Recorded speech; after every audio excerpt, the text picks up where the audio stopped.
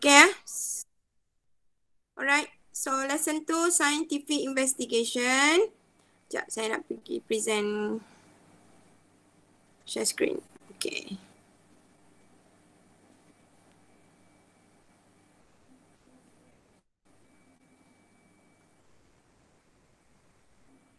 Okay, tolong respon kalau nampak skrin saya . Nampak. Dah nampak. Nampak teacher.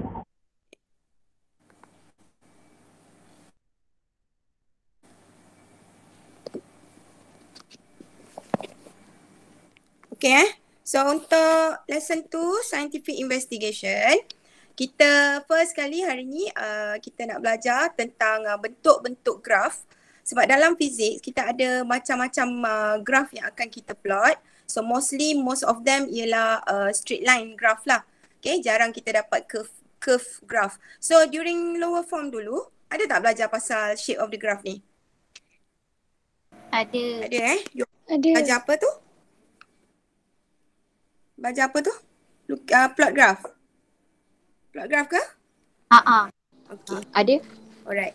So untuk shape of graph ni kita akan belajar tentang relationship of the graph. Okay. So kita ada beberapa jenis graph. So dah ready semua? Everyone? Dah. Teacher. Okay, very good. So kita tengok graph yang Dah pertama. teacher. Okay. So graph yang pertama, number 1. Okay, graph ni bila kita plot graph, kita ada dua paksi, betul? So paksi Y and paksi X. So this one, okay. So graph yang pertama bentuk dia macam ni. Okay. So bila kita nak sebut relationship of this graph, okay, kita akan sebut paksi Y dahulu. Okay, so graph yang straight line macam ni, nama dia adalah directly proportional. Okay, so macam mana kita nak sebut? Y is directly proportional to X. Dapat? Boleh tak sebut? Saya nak dengar. Y is directly proportional Y is directly proportional to X. Okay, very good. Okay, so simbol untuk directly proportional adalah macam ni. Ini simbol directly proportional. Jadi, bila kita menulis contoh macam ni kita letakkan simbol macam ni. Okay, bermakna Y is directly proportional to X. Okay, dapat ya? Okay, graf yang kedua. Okay, the second graph. Okay, grafnya straight line juga. Paksi Y dia Y, paksi X dia X. Tetapi graf dia bentuk macam ni. Beza tak tadi dengan yang A? Beza kan? Beza. A starts from the origin, but this graph, the second graph, dia start from Y axis. Okay, so this type of graph kita panggil dia sebagai linearly increase. Linearly increase. Okay, so sebutan dia Y is linearly increase to X. Dapat tak? Y is linearly increase to X. Okay, tadi Y directly proportional to X. Now Y linearly increase to X. Okay, so graph yang seterusnya kita ada. Okay, this one Y, X. So graph macam ni. Nampak tak? Okay, so this one Y is linearly decrease. Linearly decrease. Okay, so Y is linearly decrease to X. Sebut. Y Y is linearly decreased with X. Okay, very good. Okay, dapat So kita dah buat 3 graf ni. Okay, kemudian kita tengok juga ada graf yang berbentuk curve. Ini untuk pengetahuan you all je lah So ni apa D Okay. Ya next this Y X. Okay. Graf berbentuk curve macam ni. Okay. So kalau you tengok graf ni semakin bertambah ke semakin berkurang dia punya keturunan. Dah belajar kan pasal gradient kan? bertambah. Yes, gradient dia bertambah. Jadi yang ini kita panggil dia increase non-linearly. Sebab apa kita panggil dia non-linearly? Sebab dia bukan garisan linear. Okay. So y increase non-linearly to x. Okay Dapat ya? Okay, setakat ni ada soalan tak? Boleh faham Senang je kan? Boleh. Okay. So seterusnya E. Okay, kalau tadi dia bertambah, sekarang ni dia bertambah juga tetapi dalam bentuk macam ni. Yang ini gradient dia decrease. Okay. So yang ini kita panggil dia y is increase non-linearly juga. Okay. So ni pun sama bentuk dia dan kita panggil dia sebagai increase non-linearly. Bezanya ialah gradient dia tadi. Okay. So yang tadi tu graf dia bentuk dia macam ni. Okay. Yang tadi tu bentuk dia macam ni kan. Bertambah macam tu kan. So gradient dia bertambah. So kalau bentuk garisan yang warna merah ni, gradient dia berkurang. Tetapi hubungan dia tetap kita panggil sebagai increase non-linearly. So y is increased non-linearly to x. Boleh? Boleh Ini hanya pengetahuan untuk you lah. Okay, so kita tak ada banyak sangat pun benda yang complicated. Cuma tentang relationship of the graph lah. Okay, kemudian kita ada satu lagi. F. Okay, yang itu bentuk dia macam ni.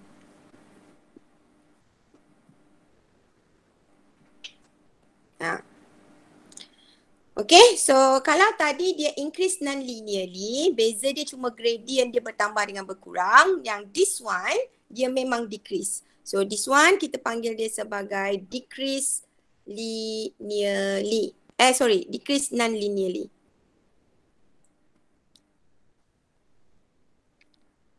Okay. So y decrease non-linearly to x. Okay. Next.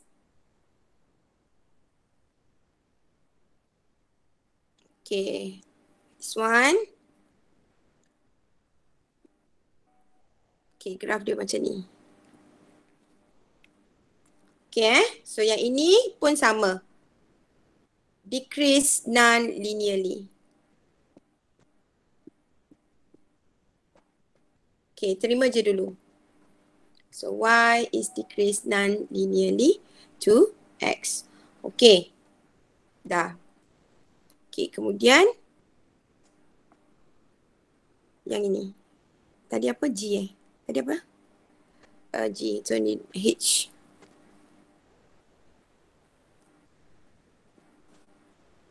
Satu lagi graf macam ni.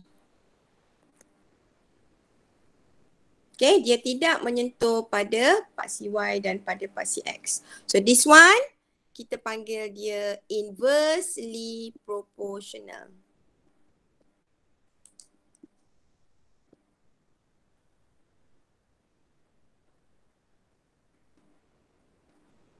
Okay, sebut ramai-ramai. Y is inversely proportional to X.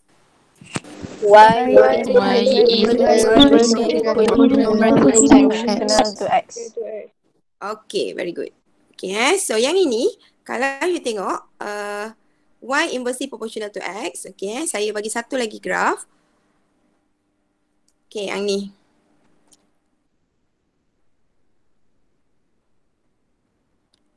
Y 1/X. Okay, ni straight line. Okay, apa relationship graph ni? Yang straight line ni? Directly proportional. Directly proportional. Okay, so bila you nak sebutkan tentang graph, you mesti nyatakan paksi Y dan paksi X dia. So you tak boleh sebut directly proportional sahaja. So macam nak sebut? Y is directly proportional to 1 Y is proportionally directly proportionally Apa? Directly proportional apa? To y is directly To proportional.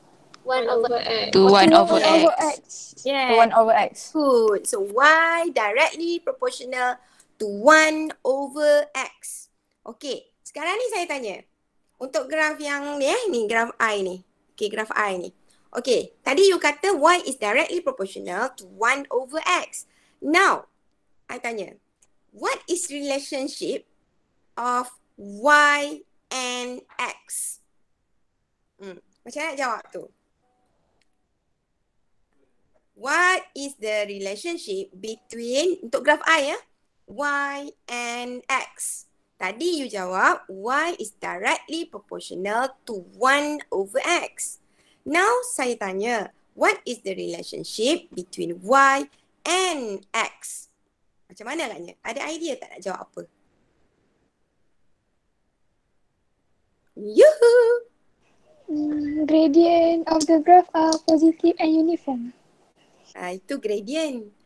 Saya tanya relationship.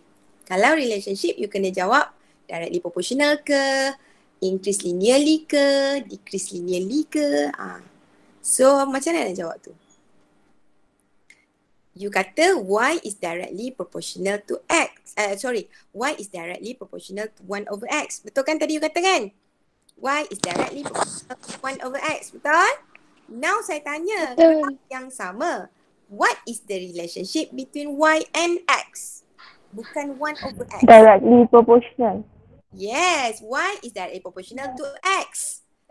To 1 over x. Dalam graf ni dia tunjuk paksi y kan? Paksi x dia 1 over x.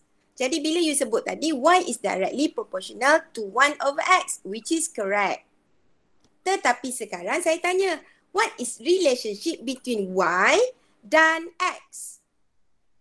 Macam mana nak sebut? Jadi, bila graf berbentuk begini, dia pakai 1 per x, dia tanya, what is relationship between y and 1 over x? Jawapan dia ialah y inversely proportional to x. Nampak tak graf sebelah ni? Nampak tak graf sebelah ni? Nampak. Dia inversely Nampak. proportional kan? So, y inversely proportional to x, betul? Jadi, Betul. graf y directly proportional to 1 over x adalah sama dengan y inversely proportional to x. Ni, dua graf ni, graf H dan graf I sebenarnya adalah membawa maksud yang sama. Maksudnya data dia daripada data yang sama. So, bila you plotkan graf y dengan 1 per x, you akan dapat directly proportional. Bila you plotkan graf y dengan x, you akan dapat y inversely proportional to x. Boleh dapat? Boleh. Boleh. Ada soalan nak tanya? Boleh ya? Okey, baik. Next. Okey, kita nak belajar bagaimana nak plot graf. Tadi tu relationship kita dah tahu kan? Okey, so bagaimana kita nak plotkan graf? Okey, so apabila kita nak plotkan graf, okey, apa yang you perlu buat ialah, okey, kita ada paksi. Okey, so paksi ini kita perlu labelkan. Contoh, saya letak paksi y sebagai velocity. So saya letak V. Okey. Dan katalah paksi X saya letakkan masa. So saya letak, kenapa ni? Cup. Okey, saya letakkan T. Nampak tak? So bila you nak plotkan graf, first sekali you kena letakkan quantity physics dia pada paksi Y. Okey, so quantity physics yang ni tadi saya kata paksi Y tu apa? Velocity kan? Betul tak? Velocity kan? Betul. Tapi saya tulis sebagai V. Apa maksud V tu? Saya tak tulis penuh. V-E-L-O-C-I-T-Y. Saya tak tulis tu. Saya tulis V saja. Apa V tu? Velocity. Tengok saja V, you dah tahu dia adalah velocity. Sebab V ini adalah simbol for the quantity physics of velocity. Jadi untuk kita nak buat graf, okay, paksi Y dan paksi X kita perlu labelkan. Dengan apa? Dengan kuantiti fizik dia. Tetapi tidak perlu tulis full velocity. Cukup kita tuliskan V sahaja sebagai symbol of velocity. Faham? Okay. So, velocity kemudian kita letakkan unit. Unit wajib ditulis. So, kita letakkan M, S, -1. Okay, so paksi dia kena letakkan unit.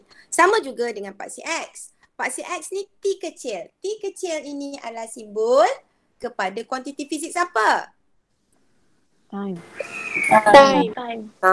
Time.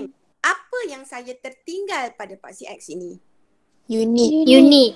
Yes. What is the Second. unit for time? Second. Second. Perlu tak saya Second. ECOND? Tak. S je. Yes, S sahaja. S je. Settle. Faham? So Faham. macam ni untuk graf kena first kali you nak buat.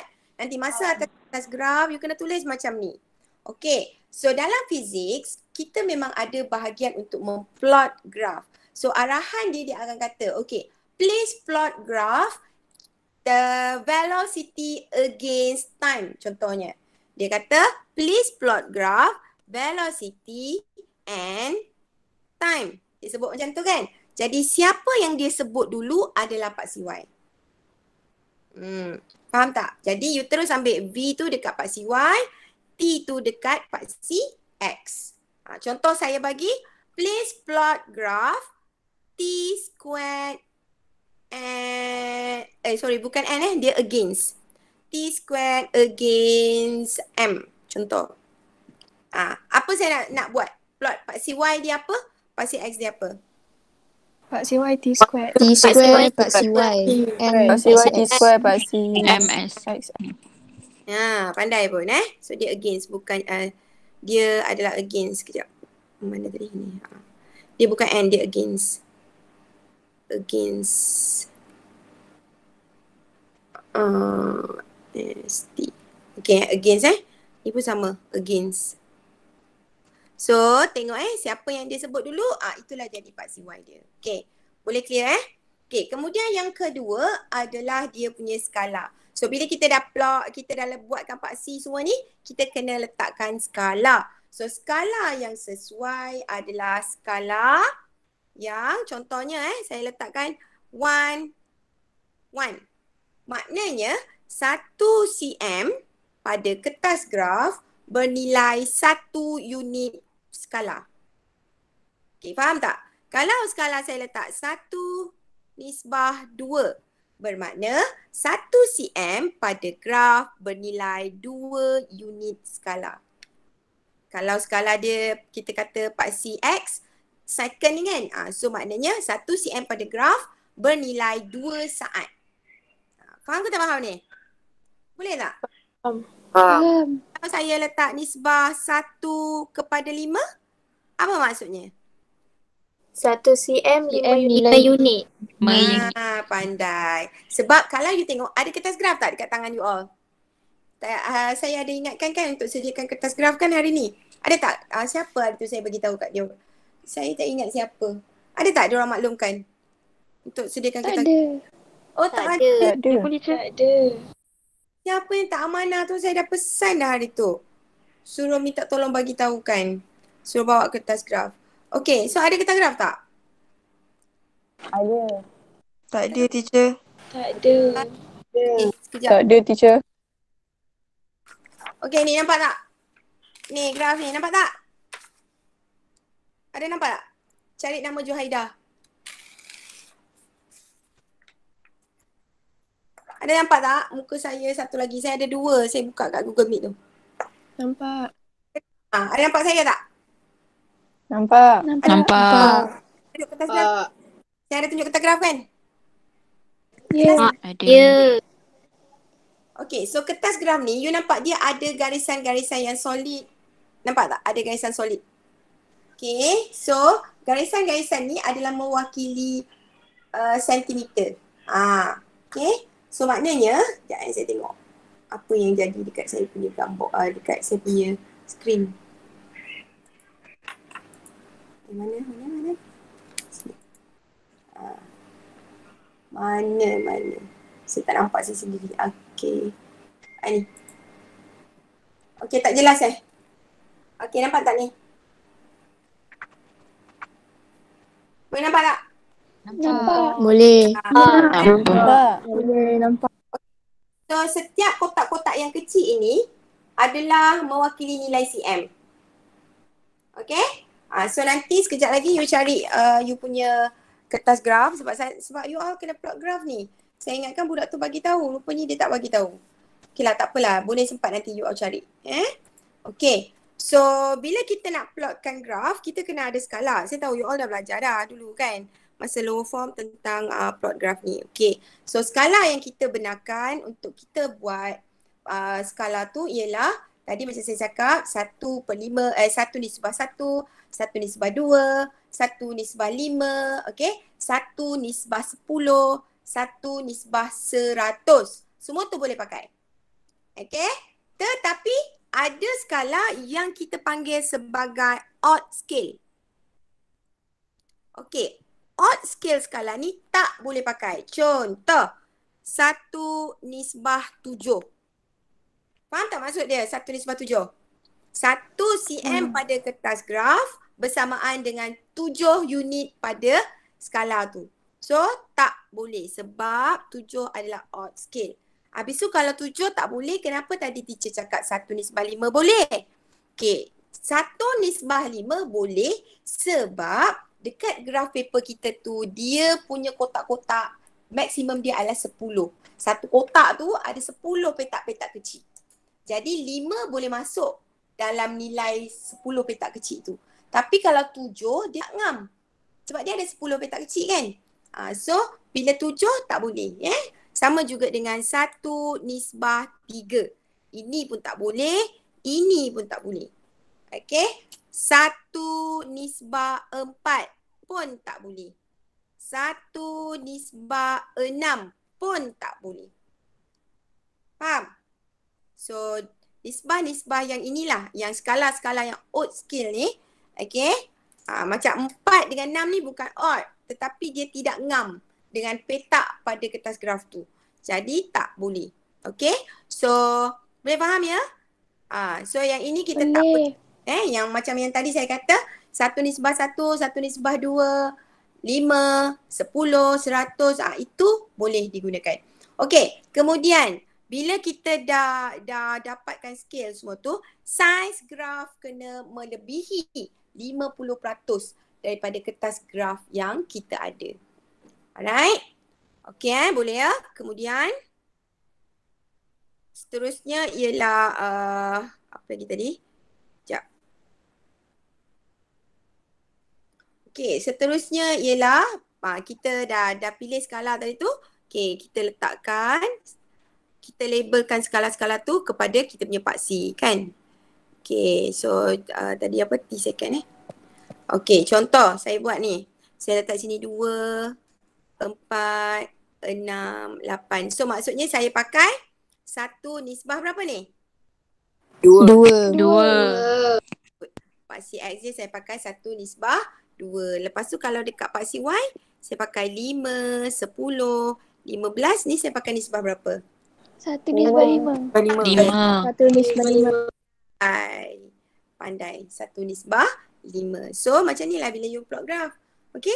Kemudian contoh kita nak plotkan graf 2 koordinat 25. Okay. Bila kita nak plotkan graf koordinat 25, maknanya dekat sini betul? Dekat ni. Betul tak? Kat situ kan? Betul. Kita dalam fizik kita gunakan bentuk X. Kita tak gunakan bentuk bulat. Okay. Sebagai plot di atas kertas graf, kita gunakan bentuk X. Okay. Saiz X pula, okay dekat kertas graf kita ni, dia ada petak-petak kecil macam ni kan. Okay. So ini petak kecil ni saya ambil untuk kita plotkan graf. Okay. Bentuk X ni adalah dalam range 2 kali 2 petak. Bila you plotkan graf tu, size X ni mesti dalam range 2 petak kecil kali 2 petak kecil. Okey Baik. Okey. Dah. Boleh ke? Boleh ikut ke cara nak plot graf ni? Pening sikit ya. Apalah. Boleh teacher. Selepas, biasanya kita ada 5 data yang kita akan plot atas kertas graf. Okey. So, kita akan dapat macam-macam bentuk lah kadang-kadang tu. Okay so macam ni contoh dia Saya letak tadi tu apa? T second. Okay, you dapat graf bentuk macam ni. Straight line. Contoh macam ni lah, straight line kan. Okay, so tak semestinya graf kita tu akan sentiasa macam ni. Ini graf yang kita plot lah contohnya. Straight je macam ni, cantik betul data kita. Terus dapat graf straight macam ni kan. Tapi benda ni tak mungkin berlaku. Bila kita buat eksperimen dalam makmal, data yang kita dapat tu tak mungkin secantik yang kita nak plot ni. So ada ketika data dia memang berterabur. Okay, jadi contoh macam mana kita nak buat kalau graf tu berterabur. Okay, so garisan yang kita nak buat tu, okay contoh macam ni saya bagi. Garisan dia tak straight. Macam ni kan contohnya. Okay, lepas tu satu kat bawah sini. Okay, macam ni. Ada 3. So, macam ni kita nak plot. Okay, you kena gunakan pembaris 30 cm ya. So, nanti bila balik sekolah, wajib ni pembaris 30 cm ni mesti ada bersama dengan you. Kalau tak ada, sila beli. Okay, so waktu kita masuk lab nanti, saya akan pastikan semua orang ada ni. Tak ada, dia pakai pembaris kontot, saya patahkan pembaris dia. Okay, so 30 cm pembaris panjang. Harga berapa pembaris panjang kat sekolah? Baru berapa? RM1? RM1 ke? Berapa harga? RM1. 80 sen. 80 sen je pun. Boleh lah. Top up sampai RM50 boleh beli. Pembaris 30 cm, 80 sen je harga. Okay, so tolong sediakan sebab kalau tak ada, susah. Okay, jadi bila you dapat data bentuk macam ni kan, okay, kita akan buat garisan penyuaian terbaik atau nama dia ialah best fit line. So best fit line maksudnya garisan yang kita buat itu tidak perlu kena pada semua titik. Kan yang titik X ni kan kita plot ikut koordinat yang kita dapat daripada data kita. Jadi tak perlu plot tu kena pada 5 titik tu. Okay, memadai dia adalah best fit line. So maksudnya bila dikatakan sebagai best fit line, garisan yang kita garis tu kena seimbang. Maknanya titik yang tak kena ni ada 2 bilangan titik yang tak kena ni mesti seimbang. Satu dekat bahagian atas, satu lagi dekat bahagian bawah. Ini dikatakan best fit line. Okey, contoh katalah yang ini kita dapatlah graf ni nampak best fit line. Okey, bolehlah kita dapat graf macam ni. Tapi contoh kalau graf tu mana ni. Saya dah okey, saya padam yang apa tu namanya ni. Salah. Ni. Okey, saya padam yang ni. Okey, saya letakkan dia dekat sini. Okey, lepas tu saya pun plot. Okey, saya dapat graf macam ni. Boleh ke tak boleh bentuk graf ni? Tak boleh. Tak boleh. Tak boleh. Adakah dia best fit line? No. No. Kenapa tak? Sebab itu. Sebab dia seimbang. Tak seimbang Sebab tak atas dan bawah. Dekat atas ada 2 titik yang tak kena, dekat bawah tak ada. Jadi tak boleh. Okey? Satu lagi ialah, okey yang ni faham ya? Satu lagi tak boleh main sambung je graf. Kan tadi saya kata kena beli pembaris kan? Okey. Tapi ada juga yang buat macam ni. Okey, ni dia punya graf. Tengok macam mana dia buat. Macam ni, macam ni, macam ni, macam ni dan macam ni. Boleh ke tak? Tak boleh. Tak boleh. Dalam fisik, kita tak boleh joining point to point. Okay, so ini kita katakan garisan yang tidak smooth. So garisan ni kita katakan sebagai not smooth. So tak boleh. Okay, so tak boleh. Jangan buat. Okay, so sebab itu dalam fizik you kena pakai pembaris meter. So garisan yang kita buat ialah garisan best fit line di mana tidak perlu sambungkan join every point. Tetapi memadai dia adalah balance. So titik atas yang tak kena dengan titik bawah yang tak kena adalah balance. Okay ya? Boleh ya? Faham? Faham. Okay, kemudian kita ada satu lagi pengiraan gradient untuk graf. Faham. Lambatnya jawab faham tu? Okay, contoh Okay, pengiraan gradient. Okay, so untuk pengiraan gradient, okay, gradient ialah kecerunan. Okay, gradient adalah kecerunan, maknanya kita tengok garisan tu betapa dia cerun, betapa dia tidak rata. Kalau garisan rata, bentuk dia macam ni. Yang kalau garisan yang saya garis ni, yang rata, yang horizontal ni garisan ni. Adakah dia ada gradient? Tak ada. Tak ada. Tak. Gradient adalah kosong. Zero gradient. Sebab dia rata. Okay. Tapi kalau kita garisan itu ada cerun. Garisan itu tidak rata, dia ada gradient. Jadi macam mana nak kira gradient? Dah belajar ke masa lower form? Dah. Gradient simbol dia M kan? Ya. Okay. So kita nak kira gradient, let's say kita ambil bentuk segitiga So katalah sini saya ambil koordinat dia adalah 8 contoh dia. Okay, kemudian sini origin 0, 0. So saya nak kira garisan ni. Yang garisan dari sini ke sini. Yang warna kuning ni. So saya nak kira berapa gradient dia ni kan. Ni nampak tak saya gariskan. Okay, jadi gradient ialah formula dia M sama dengan Y2 tolak Y1 perkan dengan X2 tolak X1. Maknanya macam mana saya nak buat gantian nilai? Kalau dalam graf yang saya tunjuk ni? Masukkan koordinat. Apa tolak apa? 8 tolak 8 tolak 0 dengan 8 tolak 0. 8 tolak 0. So, berapa gradient kita dapat? 1. 1. 1. 1. Okay, kita dapat 1. So, gradient dia ada unit. Jadi, macam mana kita nak tengok unit gradient? You tengok. Gradient ialah Y bahagi X kan? Jadi, katalah paksi Y ni unitnya ialah meter.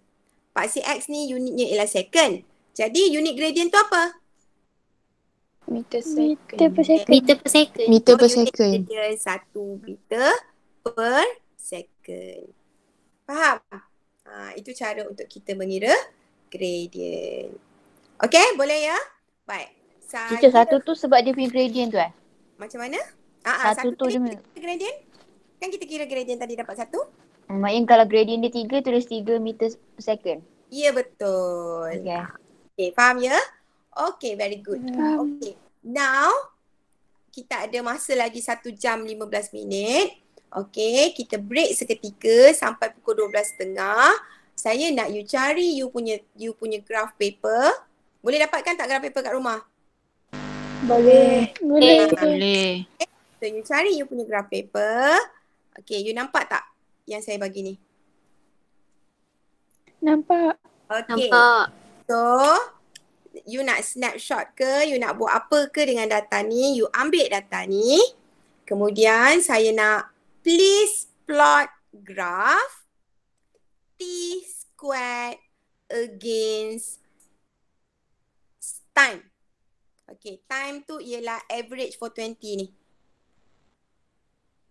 Boleh nampak tak? Saya nak you plotkan graph T squared against period. Period ke? Second yang ni. Ni. Okay. Saya nak you plotkan graph T squared against time. Boleh ke tak boleh? Boleh. Sekejap saya macam salah cakap. Kejap. T squared against time. Rasanya betul dah ni. Ya, saya check balik. Sekejap. Salah lah. T squared against L. Bukannya ni. Sorry. Betulkan balik. Silap. Bukan ni. Okay, saya nak graf T squared against L. Ada L tak kat sini? Ni, L. Yang ni. Okay, boleh ya? So, saya nak please plot graph T squared against L. Boleh? Boleh. Boleh. Boleh. Boleh. Itu yang pertama. Itu yang pertama. Kemudian ada satu lagi. You tengok pada you punya modul. Okay, so modul you example 1. Okay, so ada 2 tugasan yang you perlu buat. Nanti pukul 12.30 kita akan tengok dan kita akan bincangkan. So nanti ada 8 grup kan? Ada 8 grup kan? Saya hari tu kita ada 8 grup kan? Okay. Nanti pilih salah seorang daripada setiap grup masing-masing untuk present 2 soalan ini. Saya akan panggil mana-mana grup. Boleh? Boleh. Boleh. Tugasan saya bagi tadi apa? Soalan yang ini, plotkan sahaja graf dia. Itu soalan pertama. Faham? Okay. Kemudian yang kedua ialah example 1 dalam lesson 2. Ada dekat dalam you punya GC tu. You punya modul tu. Okay, 2 benda ni. Tolong buat. So kita jumpa balik pada jam 12.30. Ada soalan? Tak ada. Tak ada. Tak ada. Boleh buat ya? Tak ada. Okay. Hai, yang bercakap bunyi tak ada tu macam mengantuk. Okay. Boleh? Boleh. Give it up. Buat sekarang. Pergi cari mana test pack you all. Walaupun saya minta group yang buat, tapi everybody kena buat juga. Okay? Faham ya? Alright. So see you at 12:30. Bye-bye. Thank you, teacher. Okay. Thank you, teacher. Thank you, teacher. Thank you, teacher. Thank you, teacher. Thank you, teacher. Sama-sama.